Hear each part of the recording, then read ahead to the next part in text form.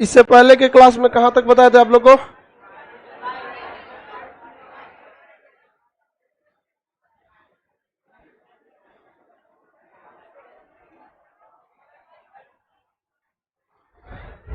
बाबू जल्दी बैठिए आप लोग। आज तो बैठने में दिक्कत नहीं होगा, नवरात्रि चालू हो गया, बहुत लड़की नागा मार देगी। सुबह के बैच में कजने काहे नागा मारती है? और भी ये निर्जला नहीं होता है, फल वल तो खा ही सकते हैं। ओकरा में पता नहीं कौन चीज का फोटा है, 6 ठोट वाला रहता है जो अ, वो समझ में, ओकरा में तो ये सब कोमा में चल जाएगी सब। वो औरत लोग करती हैं लोग। बैठो बाबू, सब लोग नवरातन चालू हो गया, टीका उका रंग लीजिएगा नाभि पे से। समझ में आ गया कि नहीं आ गया? कहीं कहीं एडजस्ट हो जाइए अपनी, जल्दी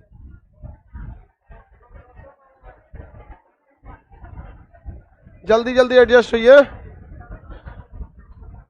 जल्दी लास्ट बेंच पे जाइए लड़की, जल्दी। जितना गोरका लड़का है सब याद से, करिका सबको कोई नजर वजर नहीं लगता है।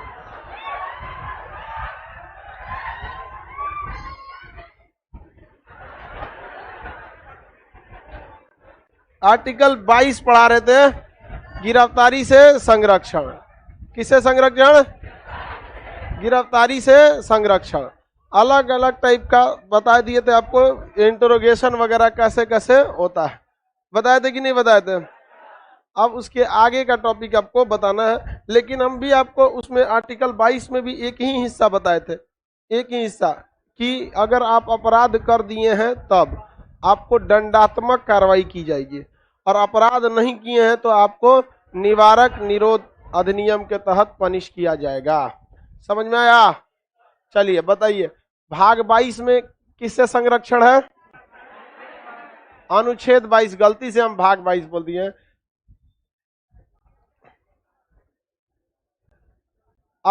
ये सॉरी, गिरफ्तारी से संरक्षण, गिरफ्तारी से संरक्षण। गिरफ्तारी से किसकी चर्चा है? संरक्षण की चर्चा। कितने भाग में इसे बांटते? 2 भाग में, 3 भाग में नहीं।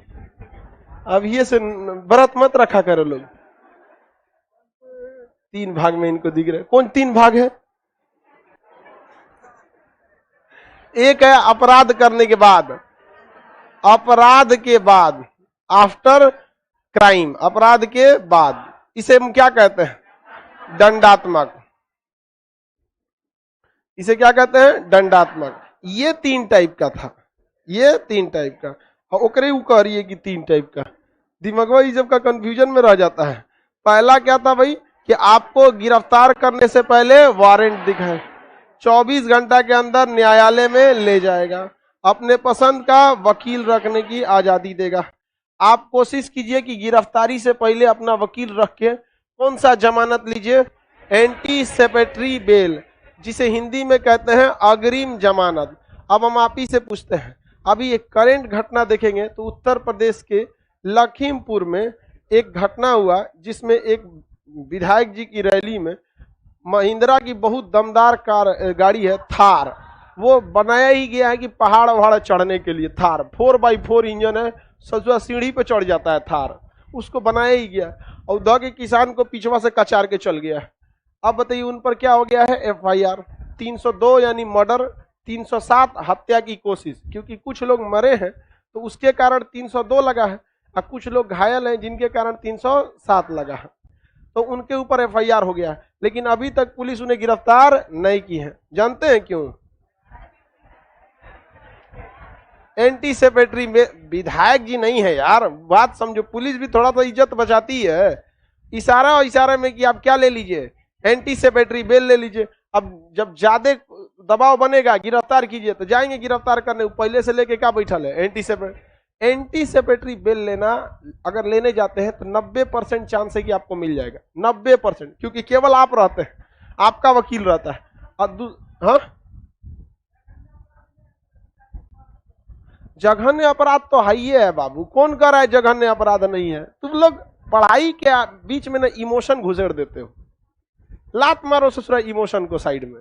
जब पढ़ाई करते हो ना तो हमको दो चीज से एकदम खराब लगता है, धर्म और इमोशन पढ़ाई के बीच में नहीं घुसना चाहिए। जघन्य अपराध है कि नहीं है, पैसा लिया ना सब जघन्य अपराध निकलते हो। यहाँ पे हम इंडिया से बाहर रहते हो, यहाँ पैसा दीजिए ना, क्या नहीं बिकता है यहाँ पर। इमोशन साइड कीजिए। देखिए एंटीसिपेटरी में बेल लेना बहुत इजी रहता है, लेकिन गिरफ्तारी के बाद समस्या क्या आती है, आप तो खड़े रहेंगे, जिससे मुकदमा है वो खड़ा रहेगा, आपका वकील भी रहेगा, जिससे मुकदमा है उसका भी वकील, जज के पास दोनों मैटर चल जाएगा। तब ना जज को समझ में आएगा कि जघन्य अपराध है कि नहीं। कोर्ट में कोई जघन्य अपराध नहीं होता है, वो ये पूछने भी नहीं जाएगा आपका कि लखीमपुर खीरी में मर्डर हुआ है कि लुधियाना में हुआ है कहाँ। वो आपका फाइल पड़ेगा, ऊपर लिखा रहेगा 302, 307, 34, 201 धारा देखेगा, कहेगा कि ठीक है। अगर ज्यादा लोगों का मर्डर है तो एंटीसिपेटरी नहीं देगा, और जज के मूड पे एंटीसिपेटरी दे देगा। समझ में गया कि नहीं?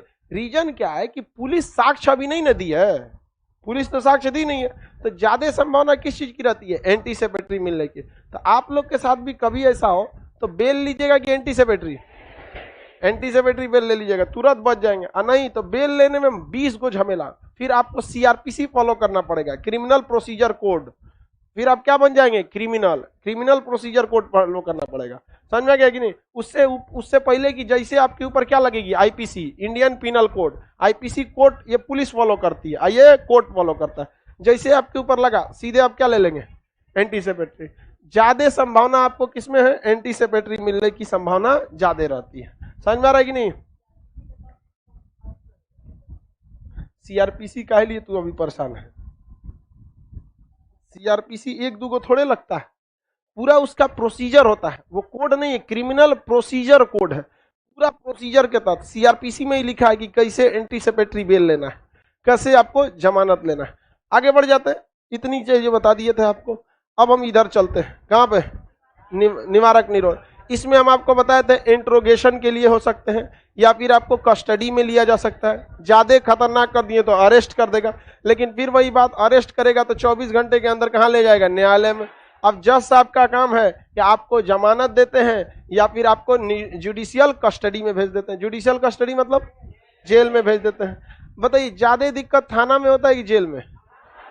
जेल में कोई दिक्कत नहीं है सजुरा, वहां पे जेल में कुछ भी नहीं होता है यार, काम करना होता है। सुबह उठो आराम से, आपको काम बांट दिया जाएगा, फूल में पानी डालना है कि क्या करना है, मतलब उस जेल मैनुअल है। आपको एगो काम करना पड़ेगा, 8 बजे चाय के लाइन में लगा दीजिए, वहां पे चाय दे देगा, चूड़ा या चना भीगा हुआ दे देगा। दोपहर में खाना खाने में चलिए, दाल जो रहता है पानी की तरह रहता है, उसमें कोई दिक्कत नहीं। वो आपका जेल है भाई, हालांकि सरकार अच्छा खाना के लिए देती है, लेकिन जेल है, उसमें कोई दिक्कत, आप अपने पैसा से खरीद सकते हैं। हम इस पे पूरा वीडियो बनाए हुए हैं, और एकदम प्रैक्टिकली वीडियो एकदम। अगर किसी को जेल में कैसा जिंदगी होता है एक बार सर्च कर लियो, jail life by Khan sir YouTube.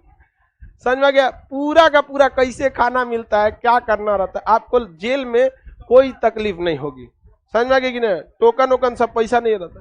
तो आप कहीं भी रहिए, चाहे नौकरी के पहले, नौकरी के बाद, जेल के पहले, जेल के बाद, हमेशा खान सर आपके साथ।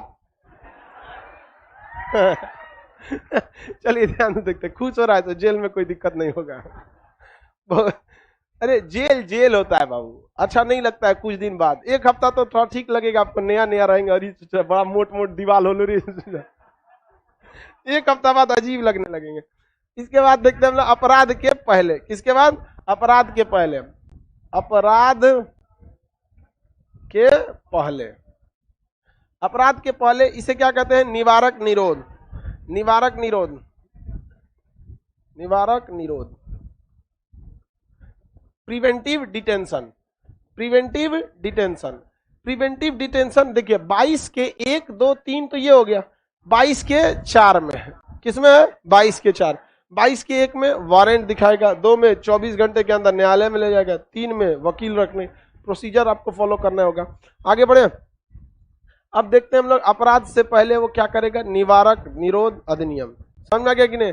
जमानत में पैसा लगता है, डिपेंड करता है कि आप कितना बड़ा अपराध किए हैं।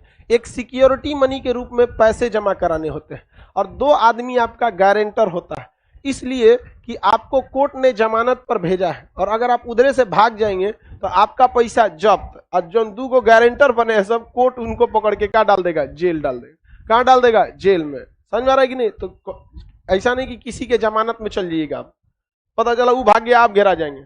ऐसी एक बार सुप्रीम कोर्ट ने बहुत बड़ा गलती किया था। आपको लगेगा कि सुप्रीम कोर्ट कैसे गलती किया, वो भी कभी कभी गलती कर देता है सुप्रीम कोर्ट, क्योंकि उनको तो नॉलेज है किस चीज का, कानून का ना। अब इंटरनेशनल रिलेशन में सब नॉलेज नहीं ना होगा। एक बार गलती हो गया सुप्रीम कोर्ट से 2013 में।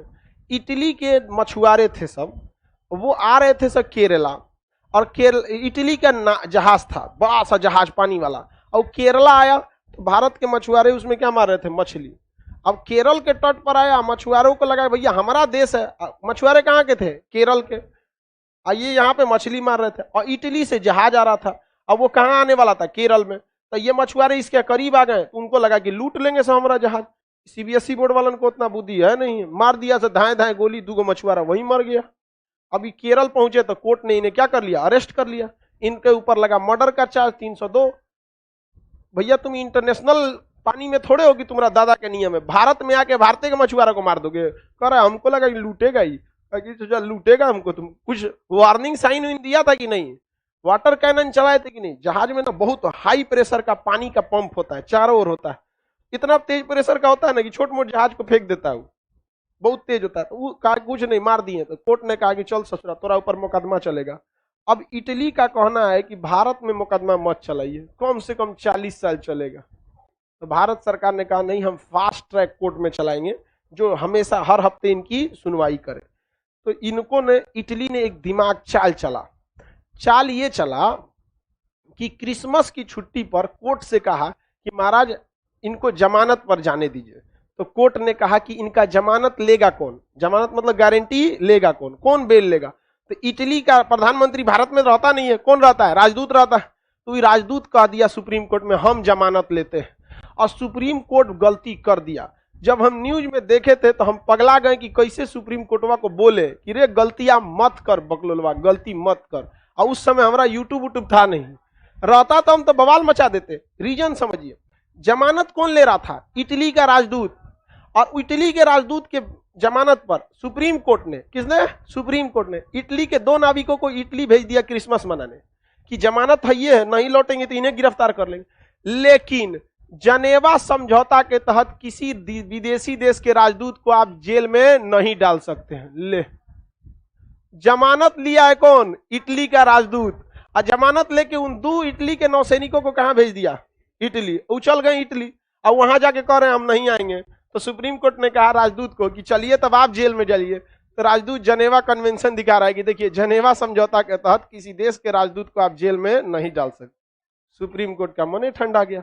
हम कह रहे थे, हम क्या करते उस समय 2012 में, हम कर रही बकलो कौन ची कर रहा है तुम सुप्रीम कोर्ट को। हम अगल बगल में बोले भी थे, हमारे यहाँ के विधायक को, उस समय का सबसे बड़ा रास्ता विधायक का, विधायक जी को बोले कि शायद ये पहुंचा देंगे खबर। तू करें ये कौन ची होता है जनेवा समझ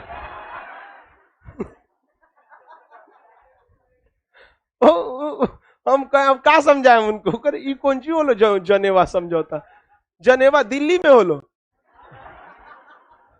मतलब उनको लग रहा है जनेवा भारत में कहीं होगा। हम कहे कि धन्य है प्रभु, आप धन्य है। तो सुप्रीम कोर्ट का मन ठंडा गया, समझ में गया कि नहीं आ गया। अब सुप्रीम कोर्ट, अब इस हमारे वीडियो पे सुप्रीम कोर्ट ये भी नहीं कह सकती खान सर सुप्रीम कोर्ट का मजाक बना रहे हैं। मजाक नहीं बना रहे हैं, आपने ऐसा गलती किया था और हम लोगों को बता रहे हैं। समझ में आ गया नहीं आ गया। तो इसलिए दुनिया में सबसे गलती हो सकती है। क्या राजदूत पे रखना चाहिए, नहीं। तब उस समय प्रधानमंत्री मनमोहन सिंह थे। मनमोहन सिंह यूरोप का दौरा रद्द कर दिए, इटली से कहें कि अगर तुम हम इस तरह से लेके जाओगे हम तुम्हारे साथ कोई भी संबंध नहीं रखेंगे। और सोनिया गांधी अपने नैहर फोन की, ई कौन ची हो लो मम्मी, भेजिए उन सबको तो वहां से दबाव बनाया गया और उसके बाद क्या किया गया, उनको लाया गया। अभी मुकदमा चल रहा है। सर एंटीसिपेटरी बेल में कोई जज और कोर्ट को पैसा खिला सकता है तो पुलिस को उन्हें देख बबुआ, जज को पैसा खिलाना बहुत टेढ़ा काम हो जाता है, बहुत टेढ़ा काम। तोरा बस का बात ना है, रह दियो जज के बाद। जज को पैसा खिलाना मतलब समझ रहे हैं ना, शेर के दांत में ना ऐसे खोदना जाके, मुंह खोल के ऐसे, वो कब सनकेगा कोई ठीक नहीं होता है वहां पर। इसलिए जज के ऊपर ये सब चीज कभी मत लगाइएगा। एक वही चीज है जहां पैसे कैसे खिलाना है ये किसी को पता ही नहीं है। समझ में आ गया कि नहीं आएगा? बात समझ रहे हो ना हम क्या बोल रहे हैं? कैसे खिलाना है किसी को नहीं पता, समझ गए? वहां पैसे नहीं चल पाते हैं, हकीकत में है। वरना पैसे चल सकते थे, पैरवी चल सकता था, तो पप्पू यादव 5 महीने जेल में नहीं रहते। उनको कौन नहीं जानता है बिहार में? नहीं, अभी कोरोना जैसे मुसीबत में सबको पैसे दिए थे, पहुंच, पैरवी, पैसे सब थे। एक बार वो कह देते कि चंदा दे दो हमारे समर्थक, चंदा दे के करोड़ों रुपया हो जाता, नहीं हो जाता। लेकिन वहां नहीं चल पाता है, कोर्ट में काफी लंबा प्रोसीजर हो जाता है। आगे देखते हैं हम लोग निवारक निरोध में। जब कोई व्यक्ति के रहने से अपराध भड़कने की संभावना हो जाती है तो उसे अपराध करने से पहले ही क्या कर दिया जाता है?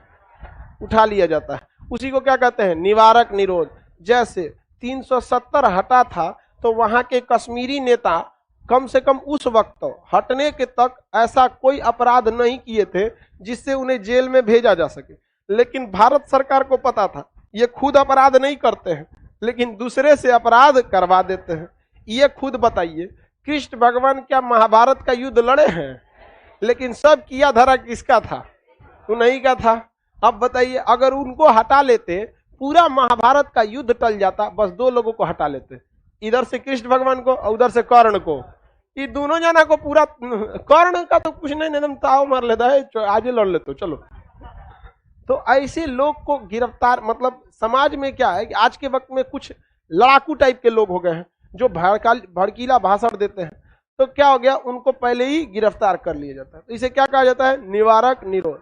निवारक निरोध के तहत उस व्यक्ति ने तो अपराध किया नहीं, अतः कानून कहता है कि उसके साथ ज्यादती मत कीजिए, क्योंकि आपने उसे शक के आधार पर उठाया।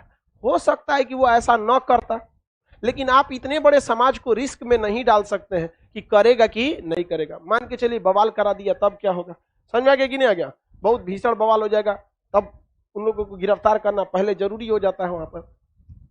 तो एंटी से इसमें कहता है निवारक निरोध में कि इसमें आपको ये तीनों का रूल कोई फॉलो नहीं करना है। अगर पुलिस को लग गया कि आपको डिटेन करना है, किसके तहत? निवारक निरोध के तहत, प्रिवेंटिव डिटेंशन के तहत डिटेन करना है। डिटेन मतलब जेल में डालना है। समझ में आ रहा है कि नहीं आ रहा? तो आपको वो वारंट दिखाएगा? हाँ, नहीं दिखाएगा। 24 घंटा के जज को ले जाएगा, उसको पता है कि ले जाएंगे जज के अंदर। जज कहेगा कि भाई अपराध किया है, नहीं करने वाला है। तो तोरा कैसे पता करने वाला है? तो मशीन दे ले कि करने वाला है, जज छोड़ देगा। अब वो छूट के आएगा ना तो ताव में रहता है। एंटीसिपेटरी बेल लेके आता है आदमी ना तो बहुत ताव में रहता है। देखिए ना क्या लिखा है जो गिरफ्तार करने आता है ना दरोगा, उसको एंटीसिपेटरी बेल दिखाता है। देखिए ना दरोगा साहब क्या लिखा है इसमें, पढ़िए तो। अब बेचारा क्या करे, उसका अपना पर्सनल झगड़ा थोड़े है। अरे आप मार कोई और किया है, बीच में उकाय लिए मरने जाएगा वहां पे। तो इसके तहत आपको 24 घंटे के अंदर न्यायालय नहीं भेजता है। और जब न्यायालय नहीं भेजा तो वकील रख के क्या करेंगे? न्यायालय नहीं रखा तो वकील लेके क्या करेंगे? आपको 3 महीने तक, मैक्सिमम कितने महीने तक? 3 महीने तक। मिनिमम हो सकता है कि 2 दिन में मैटर सॉल्व हो जाए, आपको क्या कर सकता है? छोड़ सकता है। लेकिन मैक्सिमम कितने महीने तक? 3 महीने तक वो आपको अपने पास पुलिस रख सकती है। अब पुलिस की मर्जी आपको जेल में रखे। हालांकि निवारक निरोध के तहत जेल में नहीं रखते हैं, लेकिन जेल में रख भी सकते हैं। जैसे कफील खान एक डॉक्टर थे उत्तर प्रदेश में, समझ में आ गया कि नहीं आ गया? उनको जज कोर्ट पुलिस ने क्या कर दिया? निवारक निरोध अधिनियम के तहत क्या कर लिया? रख लिया।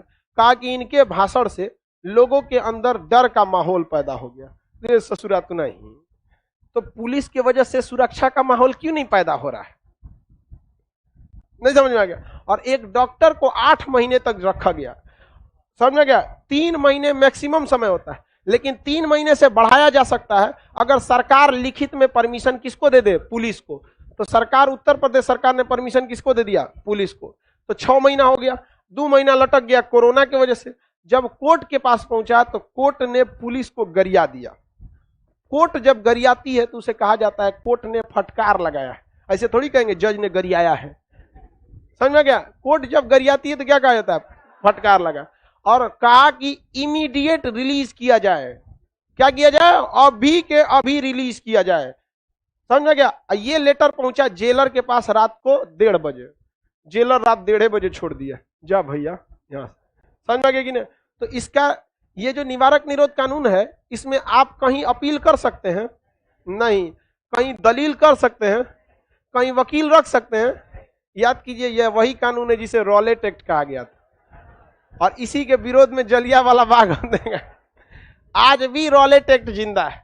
इसी रॉलेट एक्ट का नाम है आपका प्रिवेंटिव डिटेंशन। बिना अपील, बिना दलील, बिना वकील आपको गिरफ्तार कर लिया जाए, कुछ नहीं कर पाएंगे। यह बहुत खतरनाक कानून है। ये इसके तहत सरकार किसी को उठा सकती है और 3 महीने तक उनको जेल में रख सकती है। और जेल सर देखिए, जब आप जेल में चले जाते हैं तो आपकी जिंदगी आपके पास नहीं रह जाती। जेल में किसी को कैसे मरवाया जाता है?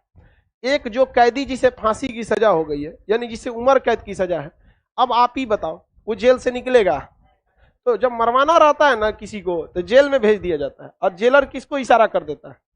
जो जिस कैदी को क्या है, उम्र कैद की सजा, और उम्र कैद उसको कह देगा तुम्हारी फैसिलिटी बढ़ा देंगे, तुम्हारे खाना में एकदम 56 भोग लगा देंगे, ले आके हुमच के मारेगा, तूर देगा वहां पर।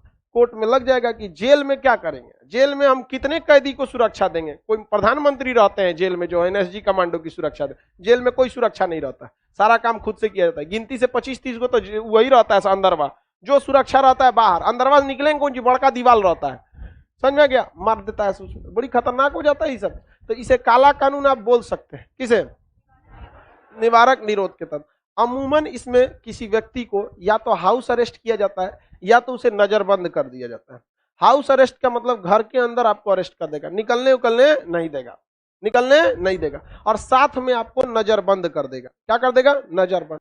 नजरबंद का मतलब है आपका कम्युनिकेशन सिस्टम काट देगा, आपका मोबाइल छीन लेगा, आपको टेलीफोन नहीं देगा, टीवी उवी कुछ नहीं देना, आपको जो खाना है खाइए, जहां अपने बेडरूम में सोते थे वहां सोइए, सब कुछ कीजिए, लेकिन आप बाहरी दुनिया से क्या रहेंगे? कटे रहेंगे। तो कश्मीर के जितने नेता थे उन्हें गिरफ्तार किया गया था या नजरबंद किया गया? नजरबंद किया गया। 6 महीना तक टीवी देखने नहीं दिया था। बाहर निकला तो पूछ रहा है कि 370 बचल की खत्म हो गई लो। कहा कि 370 इतिहास बन गया। तो नजरबंद का मतलब समझते हैं? हाँ, किसी को कोई दिक्कत? नजरबंद में आपको जेल में नजरबंद किया जाता है कि घर में? जेल में तो वैसे भी आप नजरबंद रहते हैं। जेल में ऐसे भी नियम के हिसाब से आप फोन पर बात नहीं कर सकते, बट नियम को भाड़ में फेंकिए। जेल में हर सुख सुविधा है, जिम है, सब हर चीज का दुकान है, वहां से आप क्या कर सकते हैं? खरीद सकते हैं। पैसा रहना चाहिए बस जेल में, सब चीज मैनेज हो सकता है इंडिया में। समझ में आ गया कि नहीं? का सर इसका पेपर वर्क होता है कि नहीं? होता है, पूरा पेपर वर्क होता है इसका। पुलिस बकायदा लिखती है कि हमने आपको गिरफ्तार किया है प्रिवेंटिव डिटेंशन के तहत। तो कोर्ट के पास जाइएगा ना तो कहेगा कि नहीं भैया 3 महीना बाद आओ तुम हमारे पास, और 3 महीना बाद आइएगा। अब प्रिवेंटिव डिटेंशन का टाइम 3 महीने से क्या हो जाएगा? ज्यादा हो जाएगा। तो उस व्यक्ति को क्या करना पड़ेगा? छोड़ना। और अगर 3 महीने से ज्यादा रखना चाहते हैं, 6 महीने तक रखना चाहते हैं, तो सरकार को क्या करना पड़ेगा? लिखित देना पड़ेगा। क्या करना पड़ेगा? लिखित। इसके बाद उस व्यक्ति को छोड़ना आपकी मजबूरी है। उसके बाद भी नहीं छोड़ता है, तब आप कहां जा सकते हैं? High court. और हाई कोर्ट क्या लगाएगी? फटकार। फटकार का मतलब तो समझते हैं? हाई कोर्ट क्या करेगी? गरियादी। समझ में आ गया कि नहीं? का राज्य सरकार, पुलिस व्यवस्था केंद्र का नहीं होता है। किसी पे केंद्र पुलिस व्यवस्था किसकी जिम्मेदारी होती है? राज्य। केंद्र का तो होता नहीं। मोदी जी का कौन पुलिस है? दिल्ली पुलिस है, वो गृह मंत्रालय के अंडर में रहता है। आगे बढ़ जाते हैं। सर एंटीसिपेटरी बेल में बेलर की जरूरत होती है? एकदम होती है।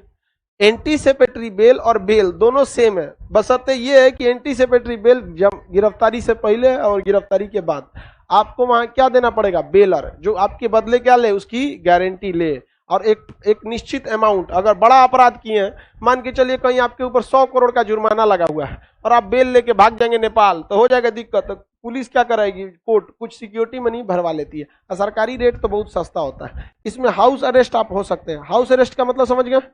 नजरबंद का मतलब समझ गए? इसमें एफआईआर दिखाया जाता है, वारंट दिखाएगा, वकील जज के पास ले जाएगा, वकील। इसी का पुराना नाम क्या था? Rowlatt act. इसका पुराना नाम बहुत खतरनाक है। आप सरकार के खिलाफ ज्यादा बोलिएगा ना, आपके ऊपर यही लगता है, ज्यादा सरकार के खिलाफ बोलिएगा तो आपके ऊपर क्या लगेगा, प्रिवेंटिव डिटेंशन लगा देगा, क्योंकि आप कुछ ना कुछ कहबे करिएगा, लगा देगा आपको। अब मान के चलिए हम ही के ऊपर सरकार को प्रिवेंटिव डिटेंशन लगाना रहे, हमारे किसी बात को ले आ देगा, कह देगा देखिए ये जज साहब को बोल रहे थे कि कैसे पैसा खिलाना है पता ही नहीं चलता है, समझ में आ गया कि नहीं आ गया, तो वो हम लोग के खिलाफ भी निवारक निरोध लगा सकते हैं हम लोग, कोई दिक्कत नहीं है। हम लोग भी कहाँ चल जाएंगे, जेल में। हाँ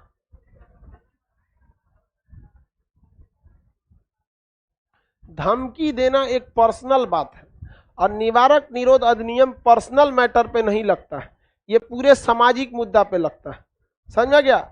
धमकी देता है तो थाने में जाके एफआईआर करा दीजिए कि हमको धमकी दे रहा है, ओकरा निवारक निरोध के तहत गिरफ्तार कराएंगे। अपने आप को कौन सी समझ रहे हैं आप, पर्सनल मैटर पे ये कभी नहीं लगता है, ये सामूहिक मैटर पर लगता है, समझ में आ गया कि नहीं आ गया। बैठ जाओ।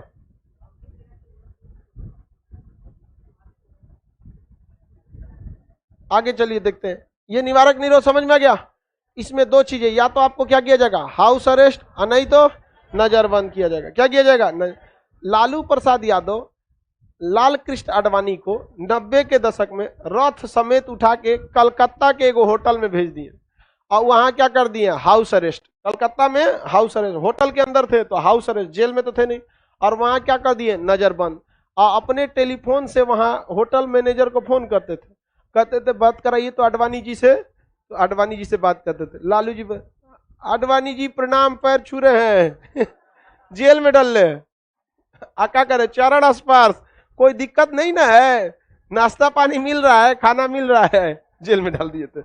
अरे भाई बिहार में अजबे टाइप का है, यहाँ की राजनीति बड़ी उठपटांग है बिहार की, समझ रहे हैं यादव जी, कोई दिक्कत, कोई दिक्कत नहीं आगे देखते हैं हम। निवारक निरोध अधिनियम कई बने, कई खत्म हुए। कुछ निवारक निरोध अधिनियम थे जिसका मिसयूज होता था और खत्म हो गए। कुछ निवारक निरोध अधिनियम ऐसे थे जो इतने कमजोर थे कि उन्हें मजबूरी में खत्म करना पड़ा। भारत में सबसे पहला निवारक निरोध अधिनियम बना था प्रिवेंटिव डिटेंशन एक्ट, निवारक निरोध अधिनियम, प्रिवेंटिव डिटेंशन एक्ट। आपके मटेरियल में है या नहीं है, एक मिनट देख लेते हैं है कितना कितना नहीं। निवारक निरोध की चर्चा 22 के कितना में है, 4 में है। निवारक निरोध अधिनियम पहला जो बना था कब बना था, 1950, 1950। चलिए पकड़िए, अब ध्यान से देखिए, लिखा हुआ है आपको तो टेंशन नहीं हमको। पहला था प्रिवेंटिव डिटेंशन एक्ट, निवारक निरोध अधिनियम 1950, निवारक निरोध अधिनियम 1950। ये उतना शक्तिशाली नहीं था जिस वजह से इसको क्या कर दिया गया, खत्म किया गया। समझ में आ गया कि नहीं आ गया। अभी प्रिवेंटिव डिटेंशन के तहत प्रियंका गांधी, राहुल गांधी, इस सब नेताओं को क्या किया गया है, डिटेन कर दिया गया है।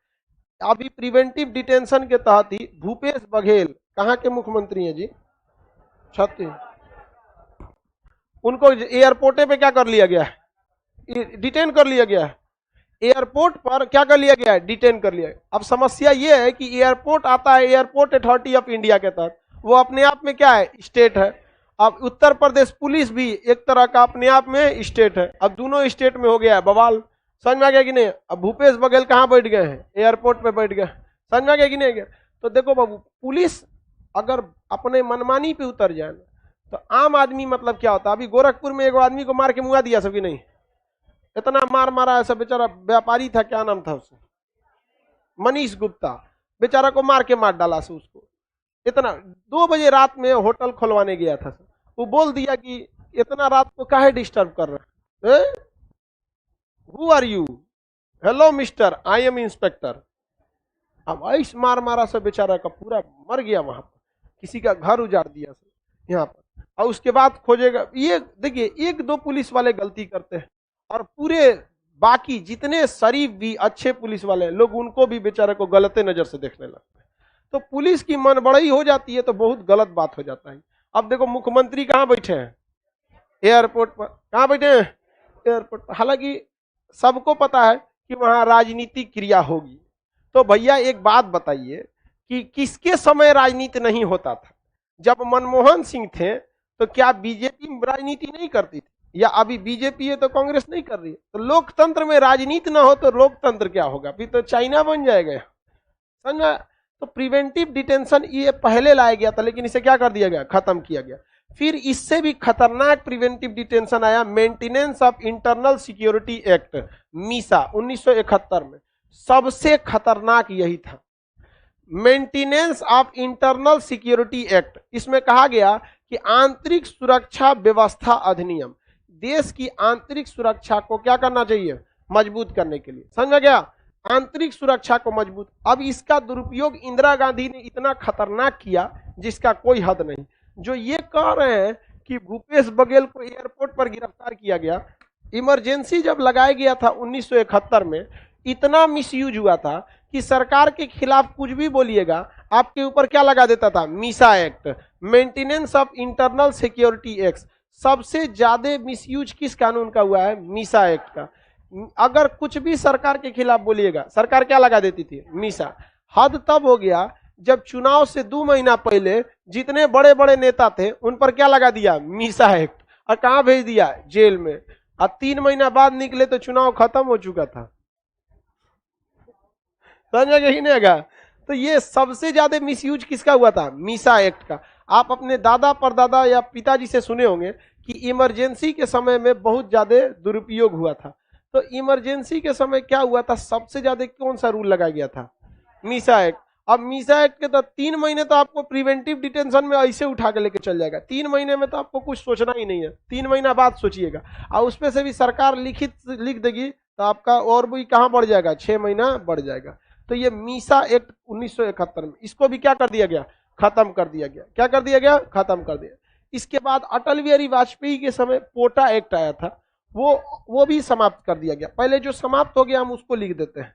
तीसरा समाप्त हुआ प्रिवेंशन ऑफ टेररिज्म एक्ट, पोटा अधिनियम, इसको भी क्या कर दिया गया, समाप्त कर दिया गया।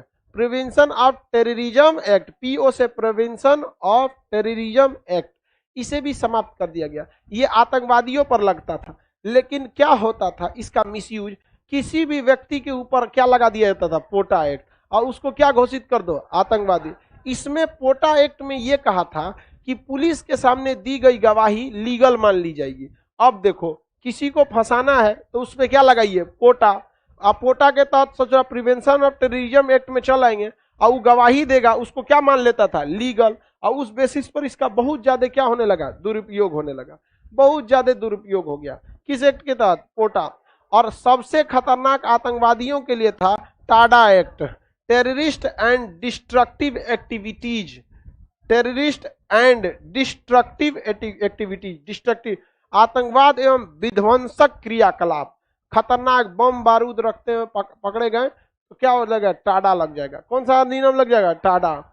संजय दत्त के पास क्या मिल गया था, AK-47। अब वो संजय दत्त का मेन मैटर क्या था, उनको बंदूक रखने का बहुत शौक था। और संजय दत्त जो थे वो एक्चुअली उनका टेररिस्टों से कोई कनेक्शन नहीं था, और आपको भी पता है। लेकिन कानून सबके आगे बराबर होती है, आप बड़े हो, छोटे हो, अमीर हो, कुछ भी हो, शाहरुख खान के बेटा को उठा के लेके चल गए, समझ में आ गया कि नहीं आ गया। अब उसका क्या होगा आगे समझा जाएगा। हालांकि ये लोग जितने इसमें फंसेंगे उतने फेमस हो जाते हैं, लोग हटाते हैं इनको, साइड करते हैं। तो संजय दत्त का ड्राइवर कहा कि सर एक बहुत अच्छा बंदूक आया है। वो बैकलोलवा बताया नहीं कि बंदूक कौन है, तो इन्होंने कहा कि ठीक है गैराज में रखो, हम आके देखेंगे। आई किसी काम में चले गए, अब बंदूक कहाँ रख दिया, वो गैराज में।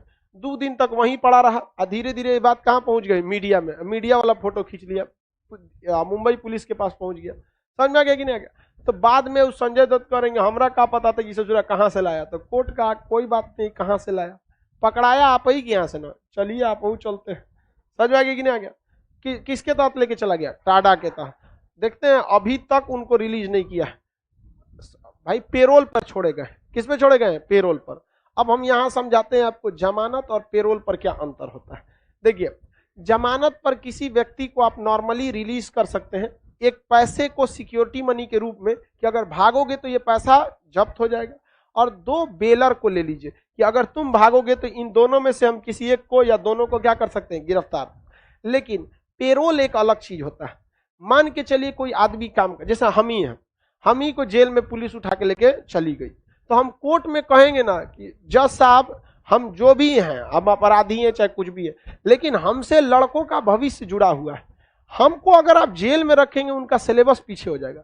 अतः हमको आप जेल का 2 पुलिस हमारे साथे लगा दीजिए, हम जाके केवल पढ़ाएंगे और फिर चल आएंगे। हम दूसरा सामाजिक काम को नहीं करने देंगे। तो जेलर एसपी को आदेश देगा कि खान साहब की हिस्ट्री खंगाली जाए कि ये क्रिमिनल तो नहीं है या क्या है, तो देखेगा कि नहीं एक ऐसा तो क्रिमिनल की कोई पृष्ठभूमि नहीं है। तब जज हमको किस पे छोड़ेगा? पेरोल पर। और तब हम यहाँ आके क्या कर सकते हैं? पढ़ा सकते हैं। संजय दत्त को जज ने किस पे छोड़ा है? पेरोल पर। और तब वो आके अग्निपथ मूवी की क्या किए थे? शूटिंग किए थे। अग्निपथ मूवी थी ना ऋतिक रोशन के, बस उसमें कंगना रनौत की कमी थी। कंगना को पिनकाना है तो केवल क्या बोल दीजिए? ऋतिक रोशन। भड़क जाती है, पहले उसी से फसल थी ना।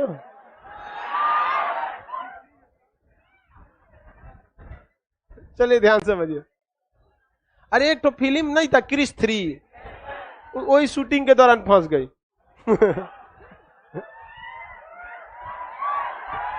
पहला कौन सा था बोलिए? Prevention of terrorism act, prevention of sorry preventive detention act. ये मीसा, पोटा, टार्डन। सबसे ज्यादा मिसयूज हुआ, सबसे खतरनाक था टार्डन, सबसे खतरनाक। आगे बढ़े। इसका मतलब आप जेल में जाएंगे तो हमारी पढ़ाई पर कोई दिक्कत नहीं आएगी।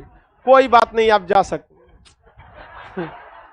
बताओ बाबू, ये तो डिपेंड करता है जज पेरोल देगा कि नहीं देगा। अगर नहीं दिया तब हाँ जेले में रह जाएंगे।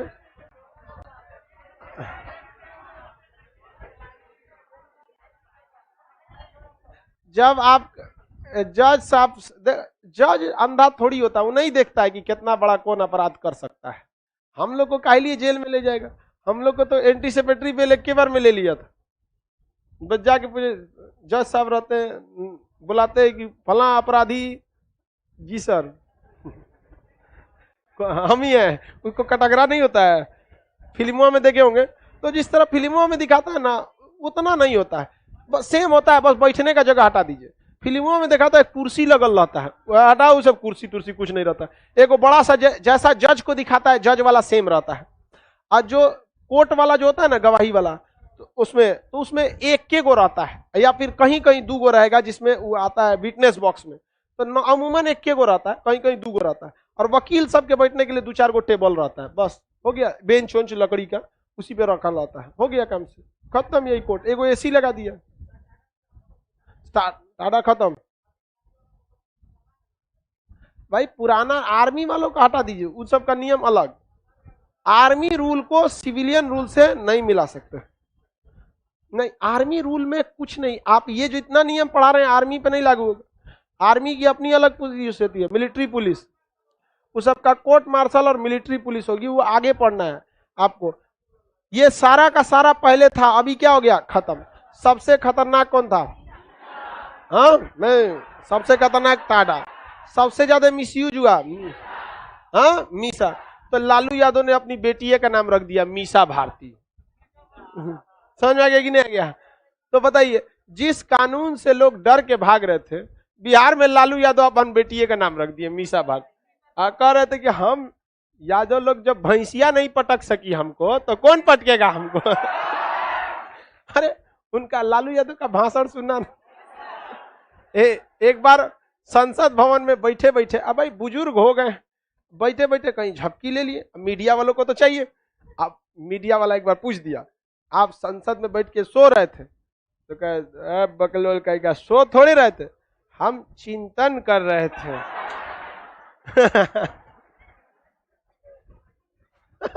अजब हाल है भाई। अब क्या कहिएगा उनको? तो ओकरे से पूछ दिया, आप ही बताइए चिंतन कैसे करते हैं? आराम से इत्मीनान से भाई चिंतन कर रहे थे, देश का विकास कैसे हो। चिंतन। आगे बढ़ते हैं। ये सारा चीजें क्या हो गया? खत्म हो गया। समझ आ गया कि नहीं आ गया? अब उस चीज की बात करते हैं जो अभी भी लागू है। अभी भी जो लागू है, UAPA, unlawful activities prevention act, गैर कानूनी कार्यों को रोकने वाला अधिनियम। अनलॉफुल एक्टिविटीज, यू से क्या होगा, अनलॉफुल एक्टिविटीज प्रिवेंशन मतलब रोकने वाला अधिनियम, UAPA, unlawful activities preventive act, unlawful activities preventive act, UAPA, ये अभी भी लागू है, यूएपीए अभी भी लागू है। बिहार के अनंत सिंह को किसके तहत उठा लिया गया, यूएपीए के तहत, किसके तहत, यूएपीए के तहत, किसे, अनंत सिंह, मोकामा के विधायक, मोकामा के विधायक है, कौन सा कानून लगा, यूएपीए के तहत कानून में लगा। समझ में आ गया कि नहीं आ गया, किसी को कोई दिक्कत है, आगे बढ़े। उनका भी भाषण सुनोगे लोग ना, अनंत सिंह का दूसरे दुनिया में।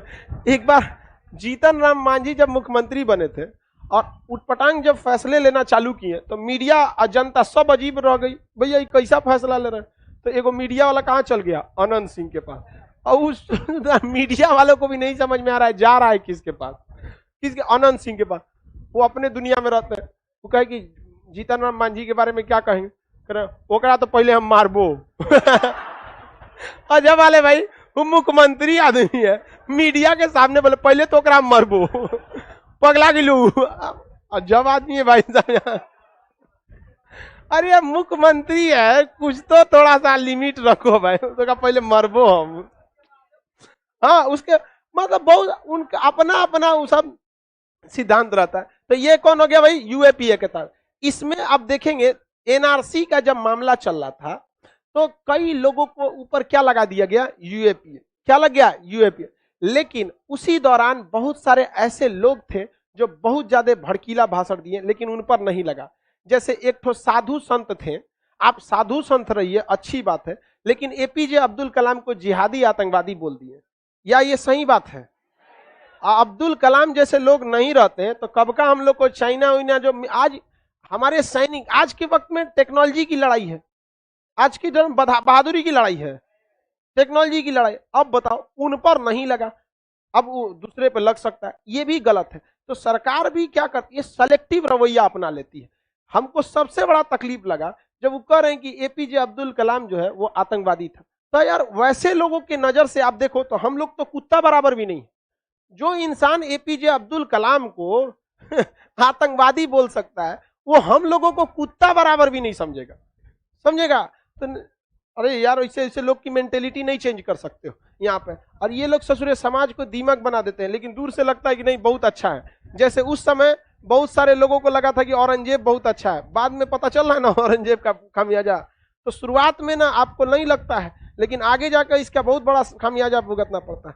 क्योंकि जो लोग समाज में दरार पैदा करते हैं उन्हें समाज में रहना नहीं होता है, याद रखिएगा। जो समाज में दरार पैदा करते हैं वो आपके समाज में रहते नहीं हैं, क्योंकि अगर उन्हें समाज में रहना होता तो उन्हें पता चलता है कि ये दरार पैदा करने से कितनी तकलीफें होती हैं, यहाँ पर बहुत गलत चीजें होती हैं सब। तो ये यूएपीए अभी भी क्या है, लागू है। बहुत सारे लोगों पर क्या हुआ था, लागू इसको किया गया था, अभी भी ये लागू है। देखो वो लागू नहीं है और ये लागू है। इसमें सबसे खतर, देखिए इसमें सबसे ज्यादा मिसयूज इसमें सबसे ज्यादा मिसयूज यूएपीए। आप सरकार के तनिको इधर उधर बोलिएगा, अब मूड बना ली सरकार, सीधे क्या लगा देगी, यूएपीए। चल इधर आ जाए, यहाँ पर यूएपीए लगा के रख देगा। और इसमें सबसे खतरनाक कौन था, टाडा। खतरनाक में कौन था बाबू, टाडा, सबसे खतरनाक टाडा। अब इसमें सबसे खतरनाक है नेशनल सिक्योरिटी एक्ट, राष्ट्रीय सुरक्षा कानून, रासुका, राष्ट्रीय सुरक्षा कानून, नेशनल सिक्योरिटी एक्ट, राष्ट्रीय सुरक्षा कानून, नेशनल सिक्योरिटी एक्ट, रासुका। जिनके ऊपर लग गया 90% चांस है पुलिस इनकाउंटर में मार देगी उसको। जिनके ऊपर एनएसए लग गया 90% चांस है पुलिस इनकाउंटर करके मार देगी। अगर आप गलत काम कर रहे हैं, गलत भाषणबाजी कर रहे हैं, तो आपके ऊपर क्या लगता है, यूएपीए। यूएपीए में मारने वाला बात नहीं रहता है, लेकिन जघन्य अपराध कर देंगे तो क्या लग जाएगा, एनएसए। कानपुर के बिकरू गांव का विकास दुबे, विकास दुबे नाम था, क्या लग गया था, एनएसए, नेशनल सिक्योरिटी एक्ट, रासुका। क्या लग गया था, क्या लग गया था, रासुका लग गया था। उसके बाद रासुका लगने के बाद क्या हुआ देखिए लिए, बहुत बड़ा ऐसे बहुत एक उत्तर प्रदेश में एक गांव के मुखिया पे भी आज से 10 साल पहले, 8-9 साल पहले रासुका लगा था। कोई लड़का लड़की का मैटर था, भाग कर शादी किए थे सब। तो लड़किया को क्या किया सब गौवा वाला, उसको घर में बंद करके आग लगा दिया सब घरवा में, लड़की सबका आग लगा दिया सब। अब मुखिया के देख रेख में बस सरकार ने क्या लगा दिया, मुखिया पर रासुका लगा दिया। अब क्या हुआ उसके बाद का हमको आइडिया नहीं, बच गया होगा, तो सब मुखिया पैरवी वाला होता है। तो ये रासुका बहुत खतरनाक होता है। अभी भी सबसे रासुका लग गया तो सीधे कोर्ट में जाके हाजिर हो जाइए। लेकिन विकास दुबे महाकाल के मंदिर, महाकालेश्वर मंदिर में कहाँ जाना चाहिए, कोर्ट में। और कोर्ट में चल जाता तो कोर्ट का प्रोसीजर लगता, लेकिन कोर्ट गया अपना साइड में। पुलिस अगर डिसाइड कर लिए कि फाइल निपटा देना तो निपटा देगी, क्योंकि कोर्ट जज साहब जांच करने आएंगे, पुलिस से न कहेंगे जांच करने के लिए दीजिए, करने दीजिए, जांच करने दीजिए, रिपोर्ट दे देगा। तो ये रासुका सबसे खतरनाक कानून है अभी के वक्त में, सबसे खतरनाक कौन है, और सबसे ज्यादा अभी मिसयूज करना है तो यूपी। और जहां सेना लगती है ना वहां बहुत ज्यादा मिसयूज होता है। Armoured forces special power act, AFSPA, armoured forces special power act, armoured forces special power act. Kashmir के अशांति में शुरुआती दौर में इसने बहुत खराब काम कर दिया। ये इतना अधिकार दे देता है सेना को कि रात 2 बजे भी हो ये घर में किसी की भी तलाशी ले सकते हैं, और इसमें महिला और पुरुष दोनों आते हैं। अब बताइए, घर में घुस के रतिया 2 बजे किसी महिला पुरुष का तलाशी ले सकते हैं, तो इसमें आप 100% कह सकते हैं कि मिसयूज नहीं होगा, इसका होने लगा। और इसी का फायदा उठा लिए सब आतंकवादी सब। आतंकवादी सब क्या करते थे, आर्मी के वर्दी में आते थे सब, और किसी भी घर वालों को बंदूक के निशाना पर लगा दिया सब, और गोली मार के चल गया सब वहां पर। और उसके बाद पुलिस जांच में आती थी, आर्मी या पुलिस सीआरपीएफ मारती थी उन सबको कचर के, बताओ कहां गया। अब बेचारा कश्मीर वाला सब पगला गया सब, कह रहा था कि हम आर्मी का साथ देंगे आतंकवादी मारेगा, आतंकवादी का साथ देंगे आर्मी मारेगा, फंस गया सब। आर्मी को पूरा अधिकार कौन दे दिया, आस्फा, कौन दे दिया, आस्फा कानून, armoured forces special power act, सबसे भयानक।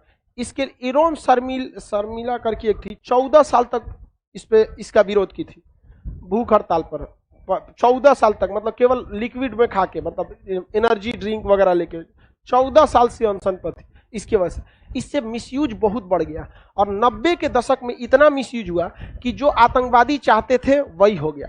और आर्मी को बाद में रियलाइज हो गया, आतंकवादी ये चाहते थे कि आर्मी वाले कश्मीर पर बहुत कड़ा एक्शन ले, जिस वजह से आर्मी वाले कश्मीरियों का माइंड वॉश कर सके। और आर्मी से 1990 के दशक में ये मिस्टेक हो गया, लेकिन आर्मी ने इसे बहुत जल्दी रियलाइज कर लिया।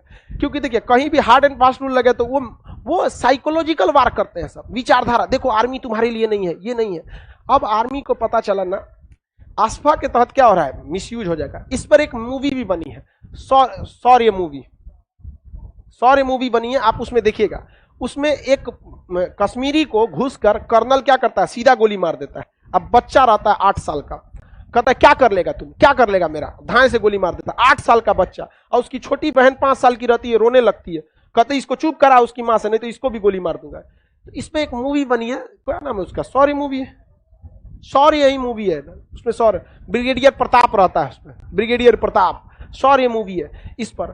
तो इसको आप देखिएगा, ये इस कानून पर बना हुआ है। और उसके बाद जिसने इसका विरोध किया ना, उसको क्या कर दिया गया, सस्पेंड कर दिया, कोर्ट मार्शल कर दिया। बाद में एक वकील आया जो इस सारे मैटर को सुलझा के किया। तो ये मूवी भी बनी थी। तो आर्मी को इस बात का रियलाइज हुआ कि नहीं भाई, हम आतंकवादियों के चंगल में फंस रहे हैं। आतंकवादी आके किसे टॉर्चर करते थे, कश्मीरियों को। ये आतंकवादियों का प्री प्लान था, कश्मीरियों के घर में घुसो और उनके घर से आर्मी पे फायर करो और चुपचाप भाग जाओ, और आर्मी वाले आएंगे और इनको मारेंगे। तो फिर एक गोली में हम मार दिए किसको, फौजियों को, और उसके बाद फिर हम आतंकवादियों का, कश्मीरियों का माइंड वॉश करेंगे। देखो तुम्हारे घर में घुस के मारा ना। आर्मी परेशान हो गई, क्या किया जाए क्या नहीं किया जाए। आर्मी ने दिमाग लगाया। आर्मी जो थी वो पहले आती थी वर्दी में, किसमें आती थी, वर्दी में, और आतंकवादी आते थे सब अपना कश्मीर वाला ड्रेस पहन के। आर्मी कही कि ससुराई कश्मीर का ड्रेस पहन के कश्मीर के लोगों का दिल जीत रहा है। अब क्या होता है, आतंकवादी घुसे सब ना, आर्मी भी कौन सा ड्रेस पहन लेती है, वही कश्मीरी वाला, दाएं दाएं मार देती है। अब आतंकवादी के गोली में मरा तो भी आतंकवादी बदनाम, आर्मी के गोली से मरा तो भी आतंकवादी बनना। लो अब उसके बाद वर्दी में कौन आएगा? बड़ा बड़ा अधिकारी, कर्नल, ब्रिगेडियर, सारे लोगों को समझाएगा। देखिए आप हमारे भाई बहन की तरह, ये बताइए, खुद से सोच के देखिए, आर्मी कभी खत्म हो सकती है? नहीं, लेकिन आतंकवादी खत्म हो सकते हैं। आप हमारा साथ दीजिए, आने वाले वक्त में भविष्य आपका सही होगा। तो लोगों को भी लग गया कि ससुराई अगर आतंकवादियों सबके चक्कर में ये हो रहा है, उनको दिख रहा है कि गोली कौन चला रहा है? आतंकवादी चला रहा है। अब ससुरा तो नहीं, उधर से गोली उसी ड्रेस में चल रहा है, इधरों से गोली इसी ड्रेस में चल रहा है। लो यहाँ पे अब धीरे धीरे कश्मीर क्या हो रहा है? शांति में होते जा रहा है।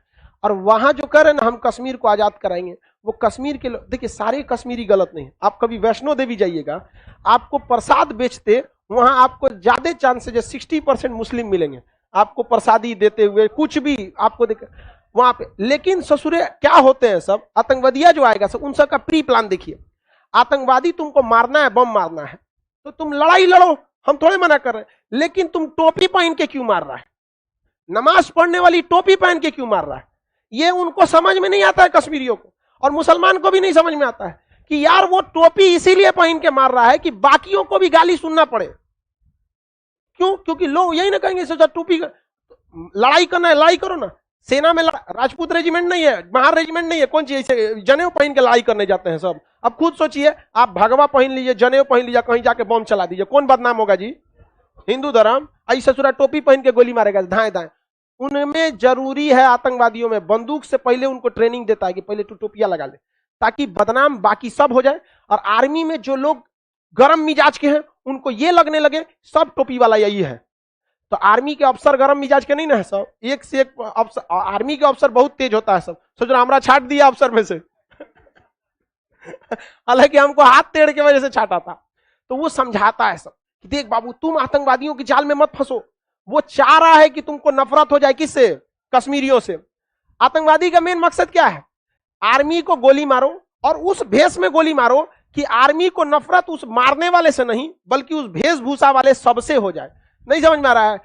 अब आप अपने मन से, दिमाग से जरा सोच के देखो बाबू, पढ़े लिखे के, लड़ाई लड़ने के लिए टोपी, कुर्ता पैजामा अच्छा ड्रेस होता है कि फौज का? लेकिन वो चोट्टे क्या पहन के आएंगे? कुर्ता पैजामा। अब बदनाम किसको करेंगे? पूरा मुसलमान सब। और जो कम पढ़े लिखे लोग होंगे वो गाली देना किसको चालू करेंगे? मुसलमान। और यही चाल किसका है? आतंकवादियों का। कि जब कम पढ़े लिखे लोग गरियाएंगे तो ये कहेगा कि हम हैं नहीं तो हमको गरिया क्यों रहा है, और जब बिना कैले गरियाएगा तो हम हथियार उठाएंगे। अब आतंकवादियों का कार्य सक्सेस हो गए सब। यही चल रहा है कि नहीं? लेकिन ससुरे हमारी आर्मी वाले अंगूठा छाप है सब, वो नहीं समझे हैं सब। लो आतंकवादी से लड़ाई होगी ना, तो जब खुले में लड़ाई होगी तो वर्दी पे, खुले में लड़ाई होगी तो वर्दी पे। और अगर खुले में लड़ाई नहीं होगी तो, अगर घर में होगा तो तू जो कपड़ा पहना है तो हम पकड़ेंगे। यहाँ पे समझ आ गया कि नहीं आ गया? अब मार धार होगा, खत्म कहानी। तुम कैसे पहचानोगे? कपड़े से ना। कैसे पहचानते हो? कपड़े से। तो आर्मी ने जो काम किया बहुत काबिले तारीफ किया, लेकिन 90 के दशक में थोड़ी सी आर्मी से क्या हुई थी? मिस्टेक। लेकिन उसको सुधार लिया कि नहीं सुधार लिया? अब भाई आर्मी वाले भी हैं, उनका भी मनोबल गिरता है। उसके सामने जिस अफसर के साथ खाना खा रहा है, आप गोली मार देंगे उसको। शेरशाह मूवी में देख रहे हैं कितना बेचारों के साथ गलत हुआ है यहाँ पे। लेकिन धीरे धीरे अब कश्मीर भी क्या हो रहा है? अपने रास्ते पर आ रहा है। समझ में आ रहा है कि नहीं आ रहा है? आतंकवादियों की चाल समझ रहे हैं? समझ में आ रहा है कि नहीं आ रहा है? बाकी सबको गाली सुनना पड़ता है। और भारत के लोगों को, मुसलमानों को भी समझना चाहिए, जब तक आप खुल के इनका विरोध नहीं करेंगे, इनका मनोबल नहीं टूटेगा, और फिर सबको गाली सुनना पड़ जाता है। ये गलत होता है। लोग कहते हैं ना कि सारे उस धर्म को मानने वाले सारे आतंकवादी थोड़ी है, सारे लोग मिलकर विरोध कर दो यहाँ पे। तो ये समझना चाहिए। अब ये सब चीजें हर जगह बताता नहीं है, और हमारी मीडिया इतनी पढ़ी लिखी है नहीं। इतना पढ़ा लिखा है? अरे ससुरा 142वें नंबर पे है, जिसके पास इतनी भारी भरकम पूरी प्रोडक्शन हाउस है, एडिटर है, कैमरामैन है, हजारों कर्मचारी है। हम लोग के पास कुछ नहीं है। आइए कैमरा से वीडियो शूट करते हैं 8वें नंबर पे। आइए कैमरा से यहाँ पे हमारे पास, हम खुद से अपने से ही सारा चीज शूट कर। ये लोग 42वें नंबर पे, 142वें। तो ये बात कोई समझाया नहीं, लेकिन आर्मी घर घर इस बात को समझाई कि देखो आतंकवादी क्यों कुर्ता पैजामा पहन के आते हैं। लड़ना है तो वर्दी में आओ, या फिर वो जो मेन कॉम्बैट ड्रेस होता है उसको पहन के आओ। तो वहां के लोगों को समझाने में सफल कौन हो गया? आर्मी वाले। अब धीरे धीरे आप देख रहे हैं कश्मीर से ये समस्या धीरे धीरे सॉल्व हो रही है कि नहीं? लेकिन जो जहर दिमाग में घोला है वो जहर कभी नहीं निकल सकता है।